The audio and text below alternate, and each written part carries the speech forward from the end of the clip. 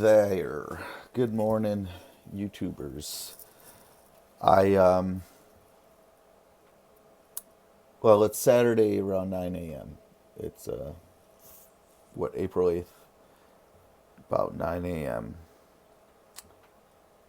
I was getting ready to take a walk out to the yard and look at some of the water features we have, and nothing special. We have our pond, and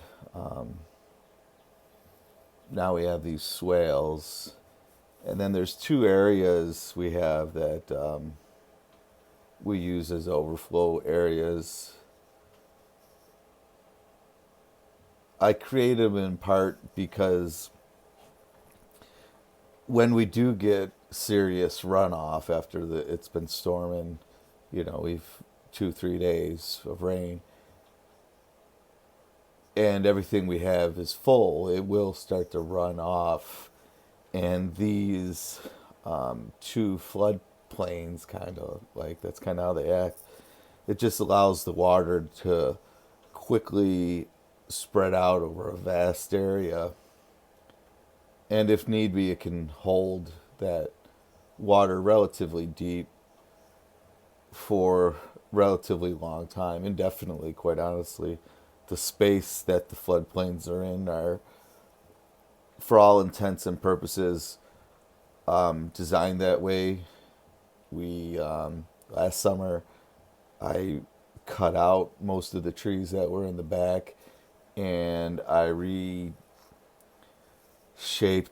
the creek bed and just kind of made the water flow more direct, in the sense that there's an actual like creek through there, versus how it would come down, it would hit this mass of mud and brush and trees and everything, and then it just kind of undulated through there. We had multiple little streams, and it was always messy back there. You couldn't get in there to do anything. With the way it is now, with the floodplain, so to speak, the water comes in relatively gradually and it goes right back out relatively gradually.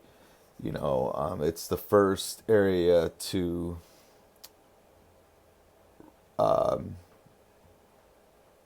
pretty much capture and return itself back to its banks afterwards. It collects into that floodplain, and that's the end of the line for us. It's our property boundary. So after that, we don't have any control. So the water, right before it leaves my property, everything kind of comes down back to its original size, and it gets wicked fast through there. The new homeowner that lives there hasn't done anything, but I've given thought to going over and talking to him and seeing if he wants to build a pond between our two properties on that property line right there. It would save him and I a lot of heartache during the rainy season, to have an extra spot for water to collect. And then also, we could, stock it. It's just having the two of us do it together would just be a little bit easier. And having it directly on the property line, where half is his, half is ours, well, might be more problems than it's worth. Who knows? But so why don't we do that? Why don't we? I'm gonna go get umbrella and throw on a hooded sweatshirt, and we'll take a walk with the camera, and we'll just get a little footage of everything. So, all right, let me take off and do that, and I'll be right back, and we'll get started. Okay, so I thought we could start up here by the hugelkultur mounds. These are the two that are complete. This middle one's got Those are sweet peas growing all over the backside of it. That third one I started for Julia, and just she wants to do some of the work, so I'm leaving some of it for her to do. But we're gonna have to wait for things to dry up. And like I said, this is the new one, and there's nothing planted on it yet. But this area has been, I don't know if it shows on the video, but it's been slowly carved out over time to catch the water that runs through. What I'm guessing is a lot of the water runs down and kind of falls parallel to the barn, and it cuts across and then goes down into the woods and goes across. And I think before they dug these ditches, this area probably flooded pretty good. And it still does flood, but now they got it all in one spot, which is nice. So what we did was put the hugelkultur mounds here. It's kind of like setting your sponge right in a little saucer of water. It's always going to be able to pull up water, but the stuff at the top most likely won't be soaked, And the water, if we keep going backwards, it goes in that direction and it crosses across the pasture in the back corner back over there. And when it comes onto our property, it runs through the back, kind of comes over along the fence line. Some goes this way, some goes that way towards the pond. But right now things are looking pretty good. So let's keep walking. And there's like I said, the one we're making for Julia. And you can see all along here, everything is just saturated. The ground right in front of me, just absolutely saturated. And that's just because there's no topsoil to hold anything. We haven't had an extravagant amount of rain today. But it just all sits right on the surface. And it keeps running this way. Kind of runs down through this area. And the previous homeowner cut another trench. He cut two. There was one over here, and then there was one coming in diagonal over here, and they kind of met at this puddle. And when we took on the property, this area was just a mess. It was muddy mess. You would step in it and sink. Now it's just hard pan clay. We put down road fabric and stones and everything holds well now, but we still got a lot of water that moves through. All this stone is here because we wanted to keep the ditch there to kind of act as a French drain. And the water runs over to here. And this is just one of the flows. We've got 3 flows on the property from one main source. So it comes on as one main source and then splits up into 3 different branches, and then it all comes back together again. So everything coming out of the pasture is running down this little ditch right here. And we actually did a little ditch because of similar circumstances. We were losing so much soil every time it rained. The pond would be so dark you couldn't even see into it. It was just like mud water, And you can see here where it overflows the bank, and it goes down and in. And it's all clay. There's absolutely no soil up in here. It's very hard to get anything to stay. But, we keep working on it, and it'll look like that spot back there, which is heavy topsoil. And it's like that because for so long, the water would run off and get caught on the edge that was there. And the topsoil is pretty deep there, 8 inches to about a foot, all along that fence line. But you can see how just beyond the fence line, everything else starts to turn a different color green. And I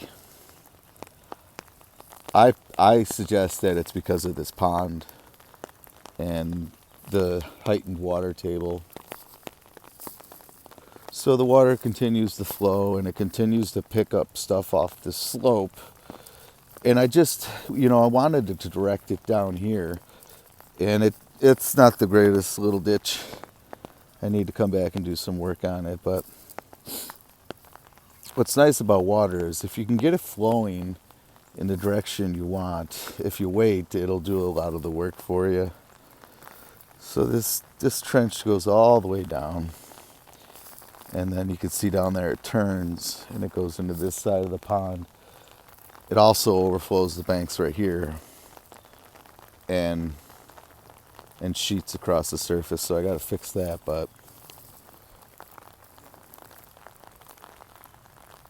And one of the other little streams starts way back there.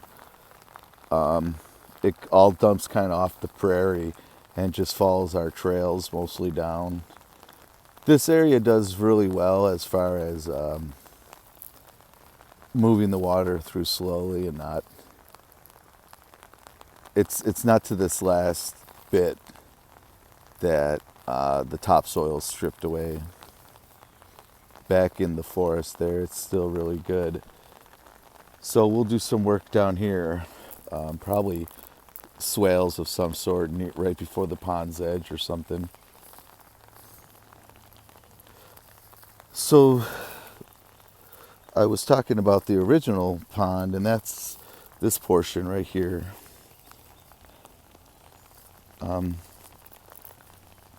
And it was actually right where that little outcropping is, right there. That's where the pond ended, and it just kind of petered out and across.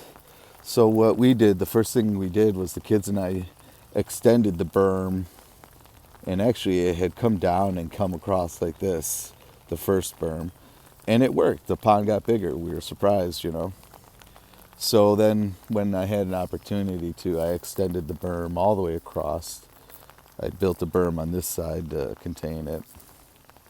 And we had, the first good-sized pond.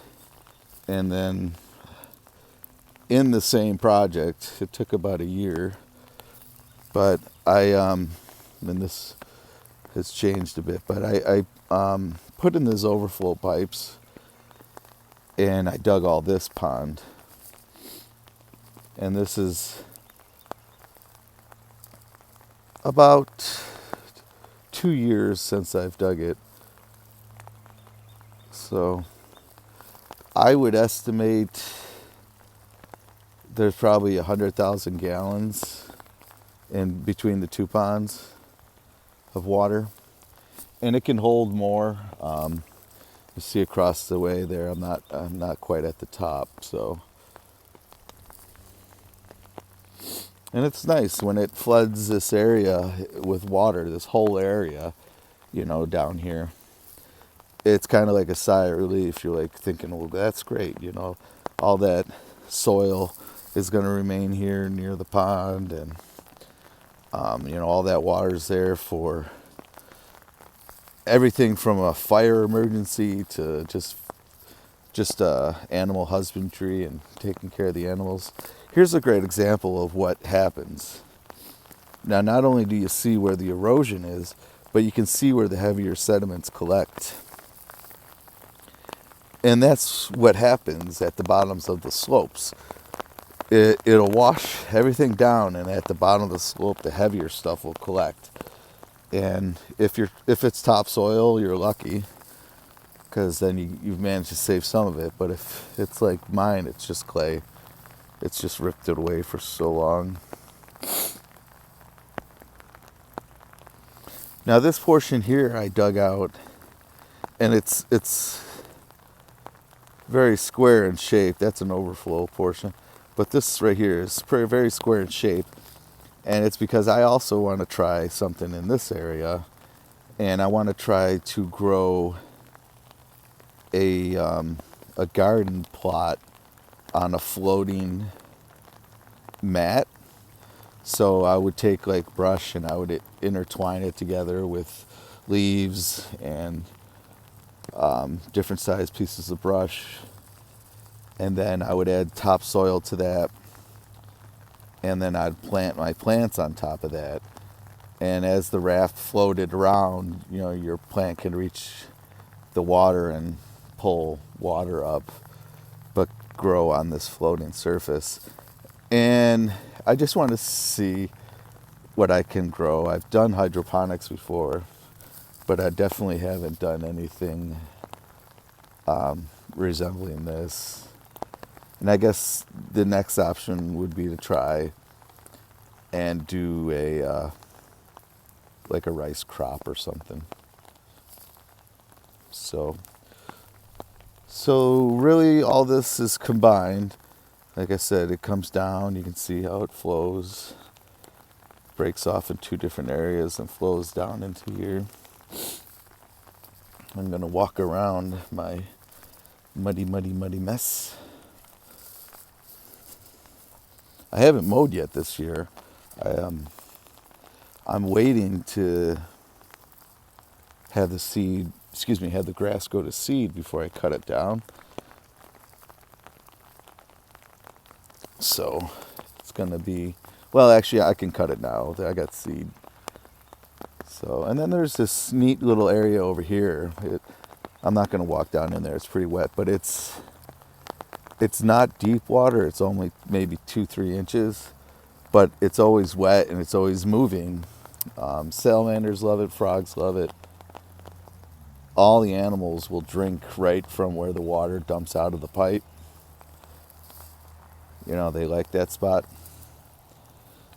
So, and then from there it goes into the ditch, and it goes across the road to that bundle of trees, and that's the creek portion. And I'll show you that in a minute. Let's go over and look at the swales. Got the canoe out. Oop, gonna have to dump it. We're gonna be using it a few weeks. So by the barn, by the compost pile.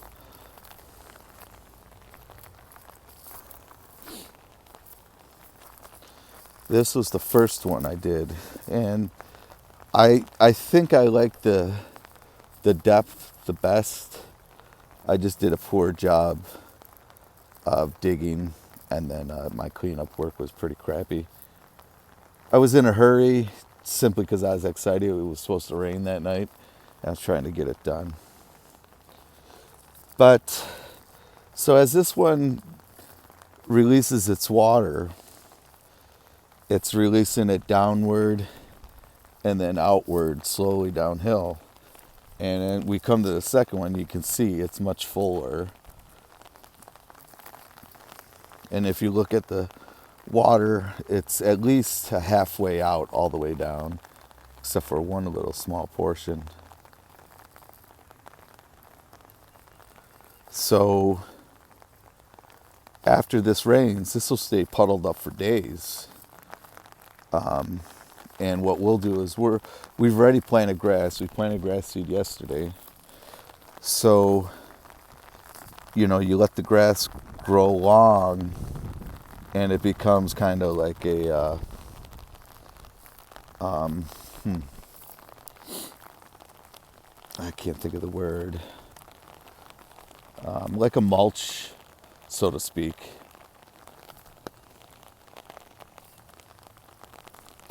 And then it comes out of that pond, or out of that ditch and swale, and into this one. And this one is more than halfway full. It's almost all the way full. And this is the shallowest one that I created, which is probably why it's nearly full. It's as steep as the others right against the wall there. but it's very shallow out here. I started and tried to scrape it almost from grass right into the clay seamlessly, if that makes any sense. So you can envision after the rain stops, and this is summertime, right? And a week goes by, and everywhere else has begun to dry out, and plants begin to look to be get supplemental water from your garden hose and things like that. These puddles most likely will still be here after a week. And as the swales get more efficient and seal up holes and stuff like that, they'll become, and like I said, if it goes a week or two between your watering, you might make it right to the next rainfall and not have to ever pull the hose out. And that's what we're looking to do. We're looking to reap the rewards of this technology, not only for the sake of the soil, but for the sake of our own backs, And I apologize if I'm not getting a lot, guys. I'm kind of looking over the camera. I'm not looking through it. But here's a good example of the water. I don't know if the flow shows up or not, but it usually would sheet right across the ground like that, all the way down. But now it gets caught in here. And look how steady that water is. Anything that's in there is settling to the bottom. So all that soil that's normally washing down, you can see it right here. All that soil that's normally washing downhill is collecting in the spots that the water collects. So, and I don't know the history of these systems, who created these, came up with these ideas. But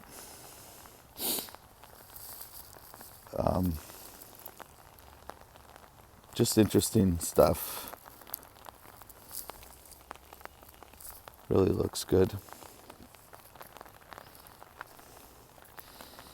So I hope a first-hand look at these water features kind of makes sense. I showed you how the first system's all tied in and what they kind of do. Now this system ties into the creek down here, and I'm trying to say creek because I caught myself saying crick, and I'm not 13 anymore. This is looking really, really good. This has the shallowest swale as well. I still got to put topsoil on it to build it up. But let's go down and take a look at the creek here. And the pond drains into this point. All this drains into this point. And then we got this huge ditch along the whole length of our property. And all that comes through this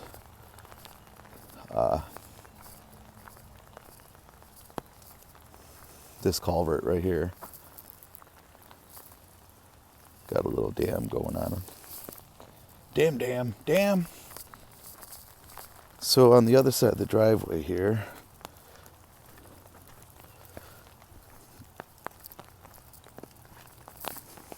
is the creek.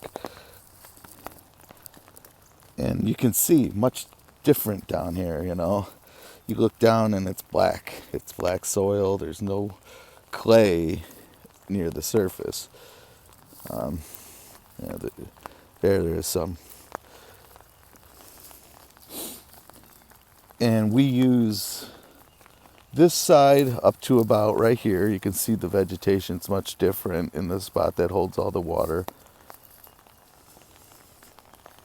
And then the whole other side can overflow too. So when this gets where it can't hold anymore, it can slowly overflow its banks not do a lot of damage. And with water, you need square footage, because if you got square footage,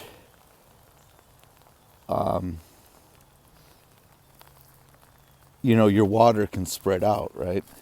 So if you got a cube of water and it's stacked on top of itself, that's deeper than 3 square feet on the surface of a table or something like that. I don't know. That's probably a very bad example. I'm going to pause you guys here and clean the camera. Okay, we're on the other side. We were just over there by the swales and the creek. We're coming over here to this area, which was mostly unusable last year. Where that red chair is upside down would have been in the woods. So I cleared all the trees out. I cleared some out behind the burn pile back there and just opened it up and then flattened it out. We planted grass seed.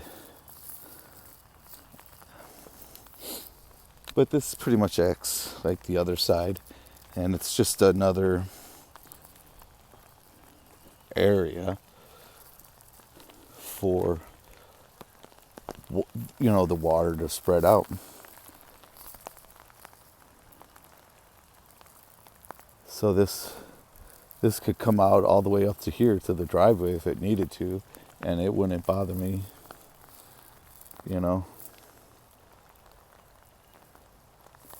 Can't wait till things dry out so I can start cleaning up. Well, we're kind of in that ugly period after winter where things are, you can see stuff's growing, so we're moving along.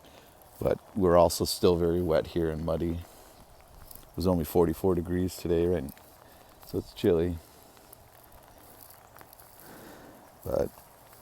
And then right down there behind those stumps is my neighbor's yard. And that's where we lose control of the water. But I may do a pond on this side by myself. But we'll see. But I hope you enjoyed this little tour of the water systems. You saw about half of what we have. The other half is still in a very natural state. We haven't tried to control it, but there's an area up there I'd like to build a pond. And that would probably be all I'd do, build a pond and then direct the outlet in the direction that I want and call it a day. But the kids want to come out. They want to play in the rain. Go figure. So thanks for joining me, folks, and have a good day.